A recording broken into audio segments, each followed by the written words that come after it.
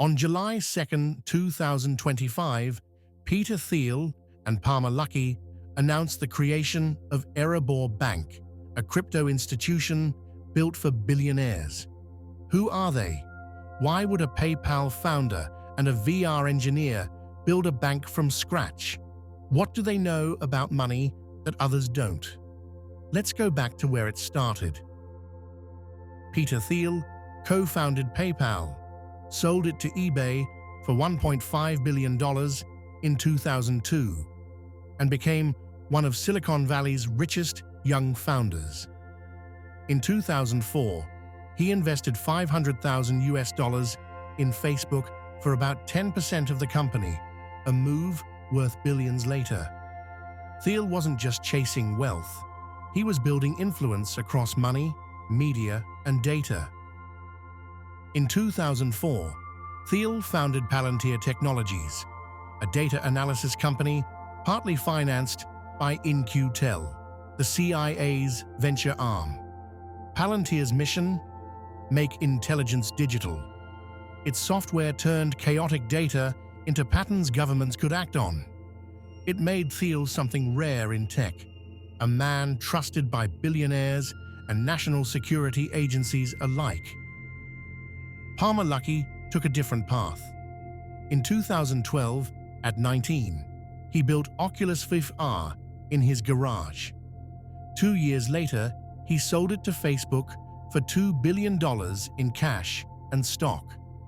By 2017, he had left Meta and founded Anduril Industries, a defense tech firm creating AI surveillance towers and combat drones for the US military. By 2025, Anduril was valued at over $30 billion, employing thousands of engineers. Luckey had become proof that software could dominate defense. He believed code, not hardware, would define the next century of warfare and finance. From virtual worlds to national borders, his mission was always the same: automate control. In March 2023, Silicon Valley Bank collapsed overnight, freezing the accounts of thousands of startups. For founders like Thiel and Luckey, it was a wake-up call. If the old financial system couldn't handle innovation, new innovators would need their own system. That failure planted the seed for Erebor Bank. On June 11, 2025, the duo filed a national bank charter application in the US headquarters, Columbus, Ohio, far from Silicon Valley. On July 2nd, Erebor Bank was unveiled to the world. Its mission? Build a crypto-native bank for industries traditional finance rejected: AI labs, blockchain startups, and frontier tech companies. Erebor's charter detailed services that mixed traditional finance with crypto infrastructure: Bitcoin custody, stablecoin loans, tokenized accounts, all run on compliant software. It wasn't anti-regulation. It was regulation written in code. Their idea was simple. The future of banking wouldn't be about paper. It would be programmable. For Thiel, Erebor was the logical next move. He had built payment systems, intelligence networks, and venture empires. Now, he wanted to build sovereignty.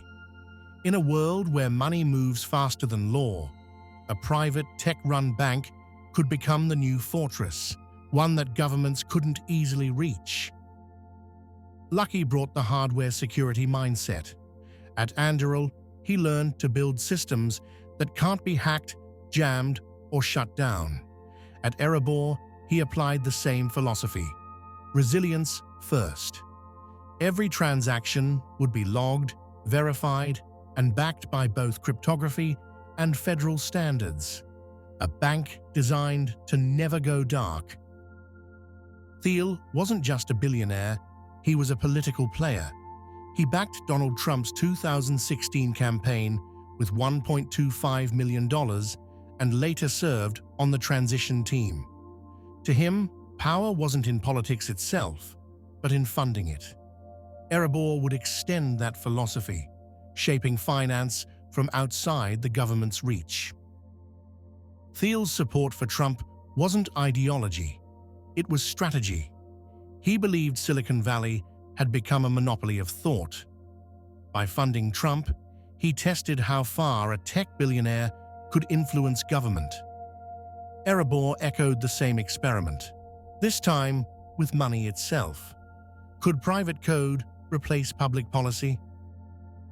Luckey's company, Anduril, had already become a Pentagon partner. His AI towers guarded US military bases and borders. He saw firsthand how government depends on private tech. Erebor would follow the same pattern. A private firm operating where public institutions move too slow.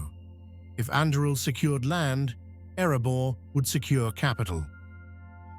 In early 2025, Erebor's first investors were revealed. Founders Fund, Anduril Capital, and several Gulf-based sovereign funds joined the round. They weren't betting on crypto, they were betting on a parallel financial system for the elite. Their message was clear: innovation needs a bank of its own. Regulators moved fast. The OCC and Federal Reserve requested extra audits on Erebor's crypto custody plans. To them, a billionaire-backed bank mixing defense and digital assets was a risk. But Erebor embraced oversight as proof of seriousness. As Luckey put it, compliance is just another system to engineer. Critics called Erebor a shadow bank for the rich. They feared it would let billionaires move money beyond regulation. Thiel replied that the real shadow system was the Fed itself, printing infinite dollars. Erebor, he claimed, would be transparent, audited, and mathematically honest, a provocation wrapped as a promise. Behind the marketing, Erebor addressed a real pain point. Crypto companies and AI startups couldn't access basic banking. Accounts were closed overnight without warning. Erebor offered predictability and privacy. For the elite, it wasn't just a bank, it was a shield against uncertainty. The name Erebor was no accident. In Tolkien's fiction, it was the mountain of gold, a hoard protected by a dragon. Thiel and Luckey wanted that imagery, wealth guarded by intelligence. They weren't building a bank for everyone. They were building a fortress for those who could afford to defend it. By late 2025, Erebor had secured conditional OCC approval to operate. It planned to launch its first digital accounts by 2026. The initial clients were expected to include AI startups, venture funds, and crypto hedge groups. A bank built by billionaires for billionaires and run entirely by code.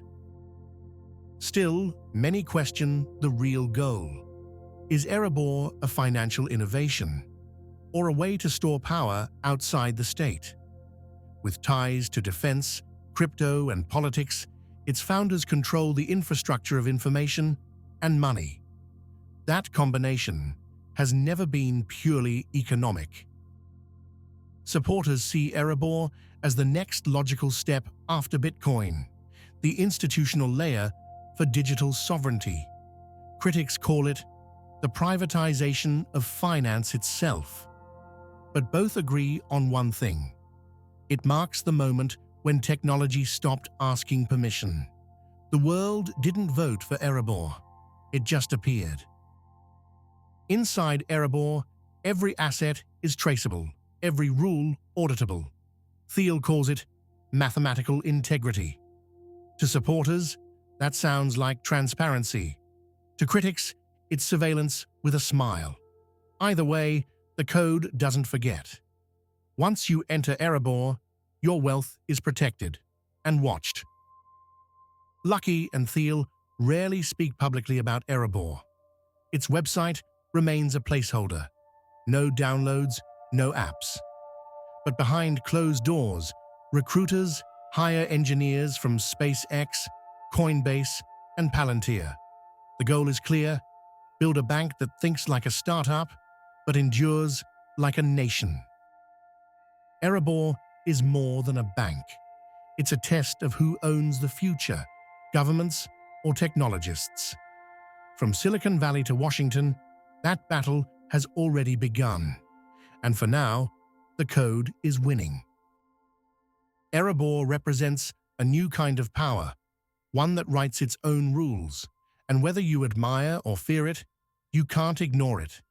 If you want to explore the world of crypto, don't chase miracles. Educate yourself, because in this world, a simple click can change a life. But only knowledge can protect your future.